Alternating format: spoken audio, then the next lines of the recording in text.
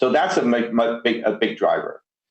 There's also, because of all these ransomware and the attack, that some of them are highly visible in various parts of the world, the supply chain security becomes more and more important. So much so that in the United States, President Biden most recently have announced, announced a major effort in securing the software bill of materials. And I'd like to comment on that a little later, but that's really play right into what BlackBerry could do and do well. AI/ML, as you all remember, in the last 3 years, we've been investing quite aggressively on embedded AI and ML at different levels of models, and we pride ourselves from doing the protect first strategy, which is shown in a video, and is a differentiator for us. And we could discuss that later on also. Now, smart everywhere, is a concept of smart car as a connector to smart city and smart home. We have a pretty good footprint in that too.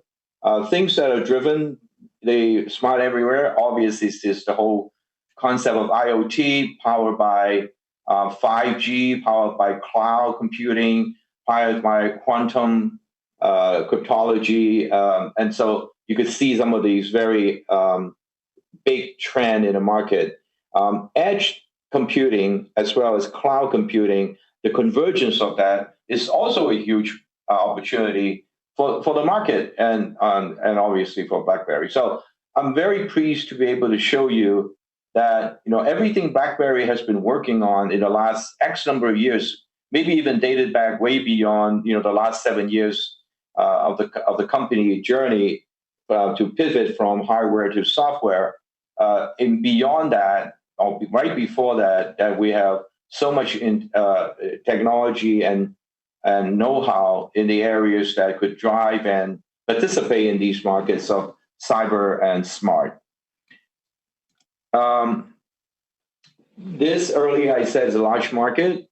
This, of course, these markets combined today as a $45 billion total addressable market.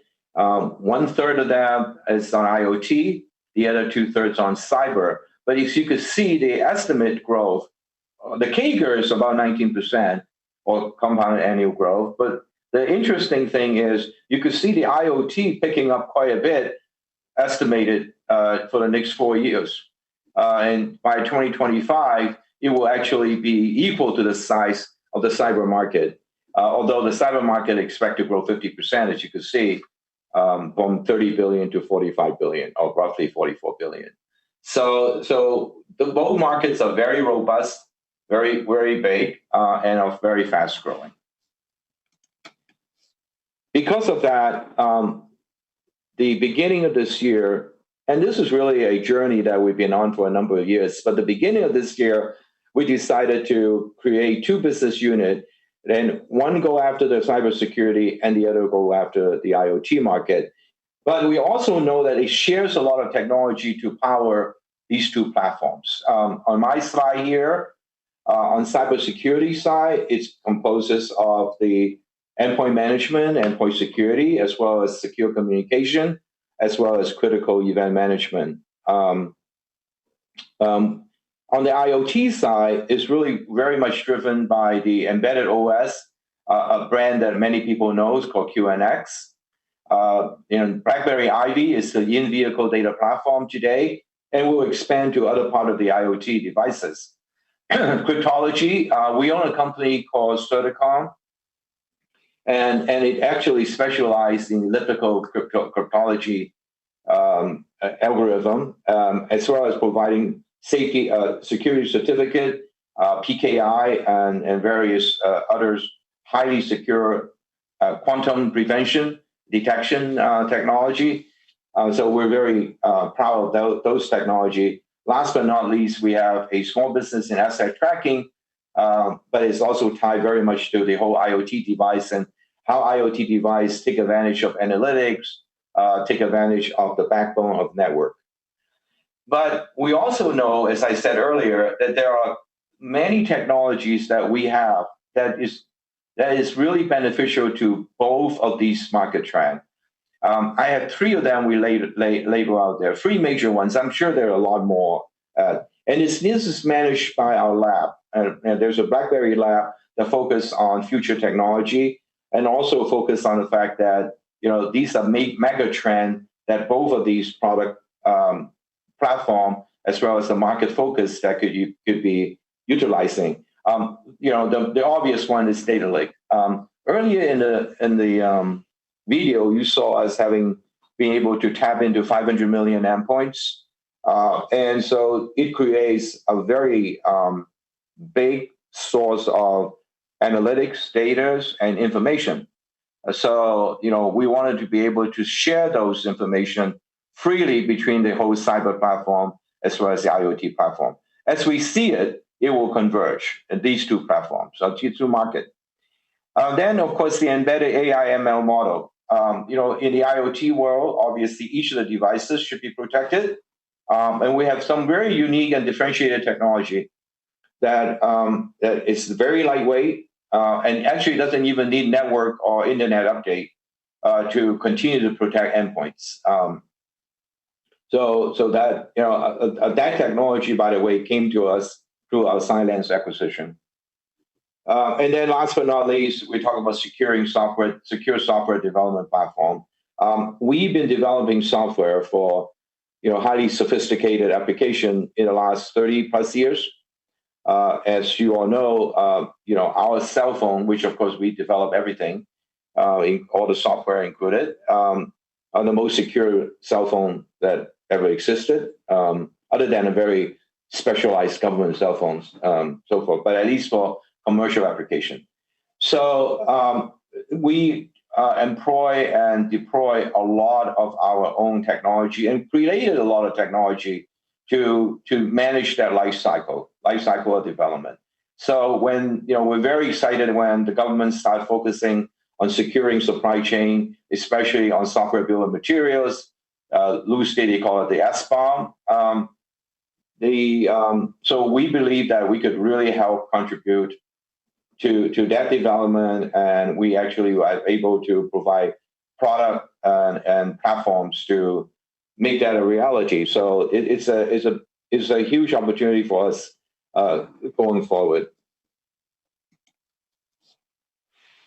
So what does that all combine to? I mean, what does that actually mean to the market? What are the market that we are really focusing on? And this is actually consistent for the last 5 years that we've been presenting our strategy. Our strategy is really in the heart of the smart city. It is we believe the securing the IoT, both the connections as well as the communication, is something that we could do and we do well, and the industry needs and the market needs and the society needs. So you could see here that our dream is to connect everything that has that is a IoT device that has an IP address and be able to share the data, protect the data on either a continuously connected or occasionally connected fashion. So we started a lot. We have a pretty good footprint in the car and in some of the major enterprises and governments, and we're going to expand from that point.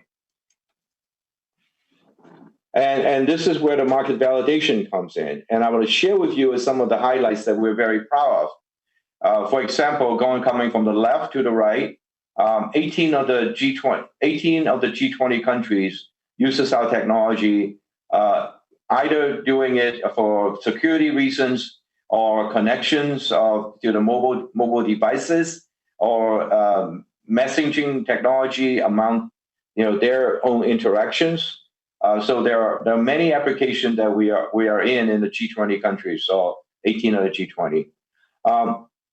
I think this week we announced that a outside independent analyst firm have estimated that we have 195 million cars using our embedded software QNX. And we agree with that because our internal count is also about the same. So we could validate that. And that number grew from 175 million a year ago despite all the pandemic, despite the slowdown in auto productions, you could see that we're picking up the market share quite nicely. I don't know of any other technology provider, or the competitors that provide these numbers. But just to loosely speaking, there's about 1 billion cars on the road. If to at least 20% of that is using BlackBerry. And then 500 million endpoints. We already talked about that. It's going to be the basis of our data lake and analytics. And we believe that we could share the data between the cybersecurity world, as well as share the data between the IoT world. The next one is this week announcement. We were very, excited about the fact that Frost & Sullivan, and again, an independent analyst firm, had named Ivy. And I have a slide on Ivy later, and named Ivy a leader in automotive and smart city. That is right smack in the middle of our strategy. This is why it's exciting on that front. Well, I'll talk about Ivy a little later, but it's a in-vehicle data platform, but it could expand beyond the in-vehicle. I'll give you a little bit more data.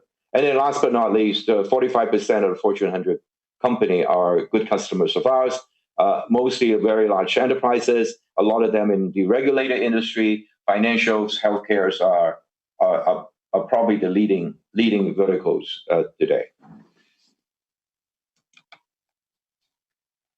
I spoke earlier about, we're going to talk a little bit about Ivy. Ivy was announced as a project in December 2020, December of last year.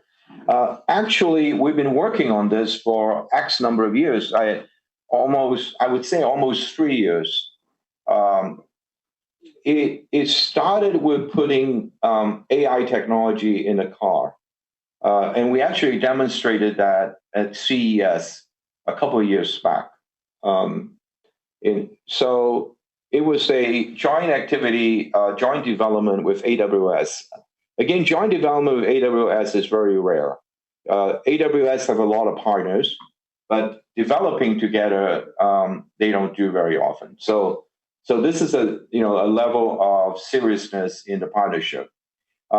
It's also we are also the exclusive provider of this particular technology, the in-vehicle data platform, to AWS, at least for a period of time.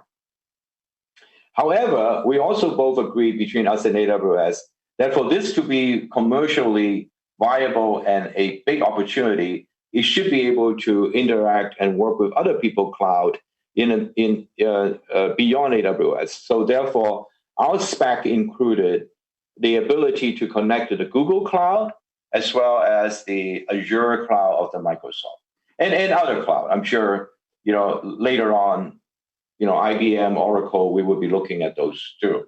But initially, we will include Google and Microsoft.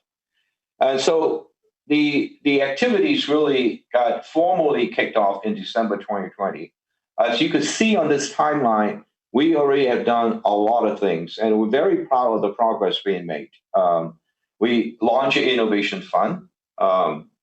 In March, we created an advisory council and announced it, I think, this week, with a couple of very big name in the market. I know here the high definition map providers part of that council. Geico Insurance is also part of the council. Thales, a telecommunication, one of the top 3 telecommunication in Canada, is one of the council member.